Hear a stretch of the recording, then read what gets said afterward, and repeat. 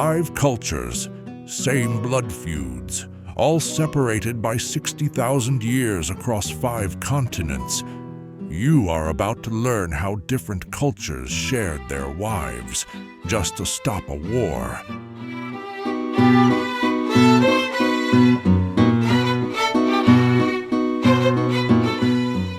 In the 1920s, Knud Rasmussen documented it among the Greenlandic Inuit. 2 men from warring clans would exchange wives, creating kinship bonds that made killing forbidden.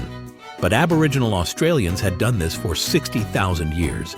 Pashtuns in Afghanistan, the Lele tribe in Central Africa, Chukchi in Siberia, same problem, same shocking answer. And the evolutionary reason why makes every peace treaty you've ever heard of look like a joke. How love stopped the Arctic blood feud. Let me show you exactly how this worked. Northern Alaska, 1920s.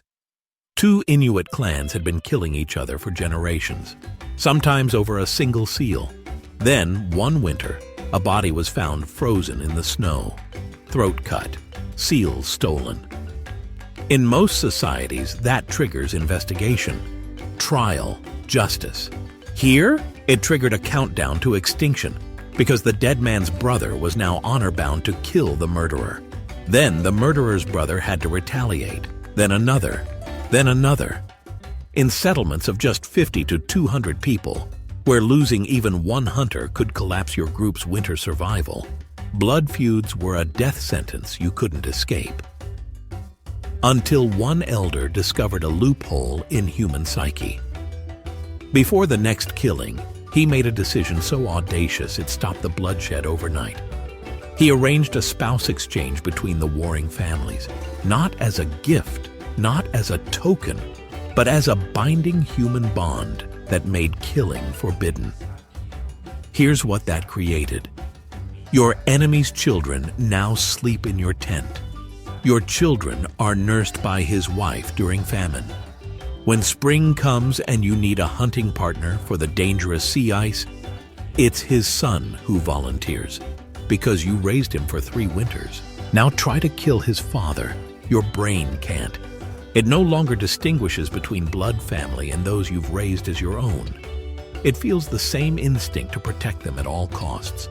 The same bond that stops you from harming your own child now stops you from harming his.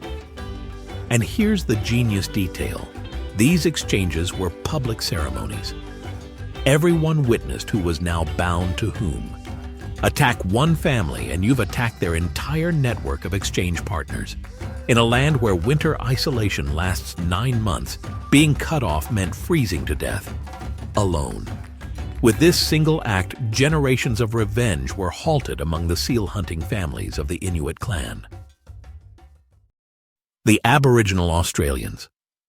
Believe it or not, the Inuit weren't the first to use women to bring peace.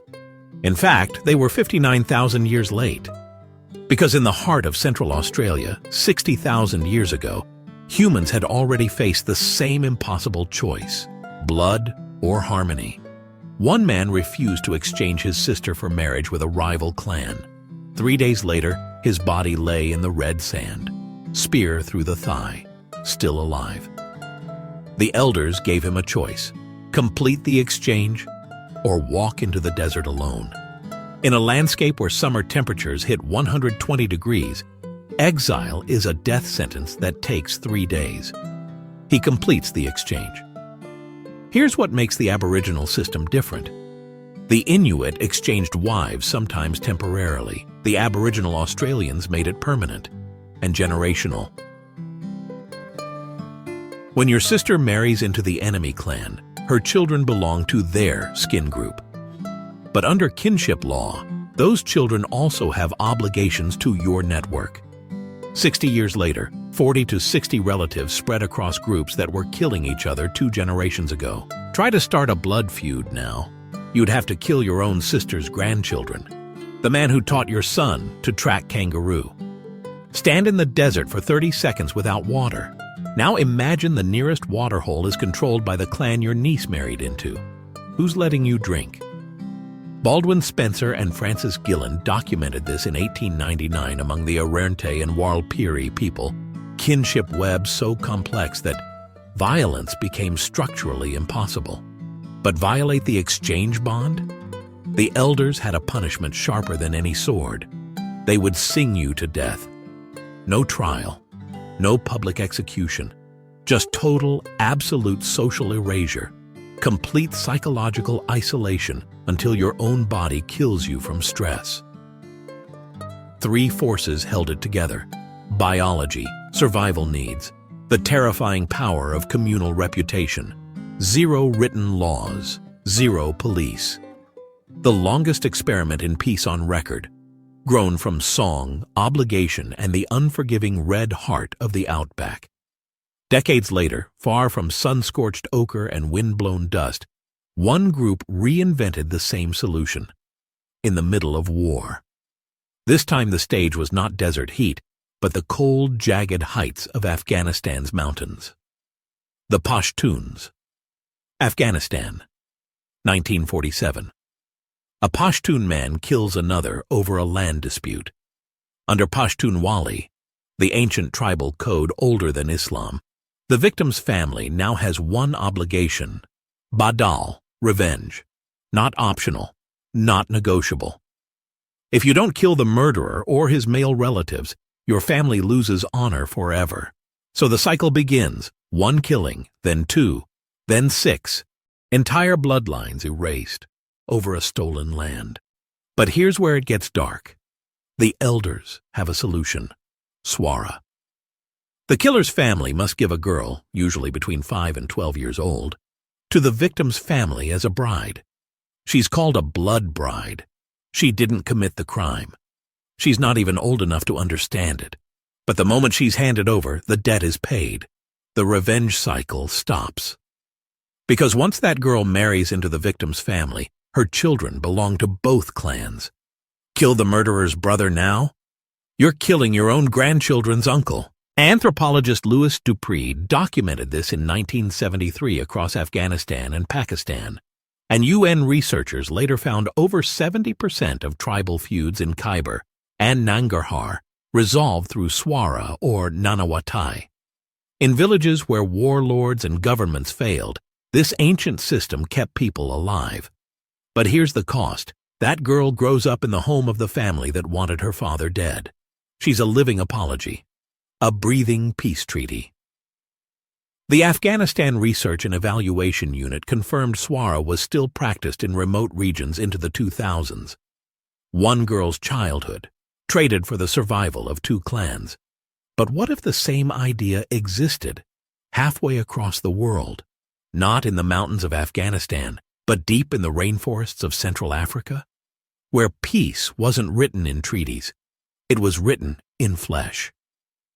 Among the Lele of the Kasai, when a man was killed, his family didn't demand cattle.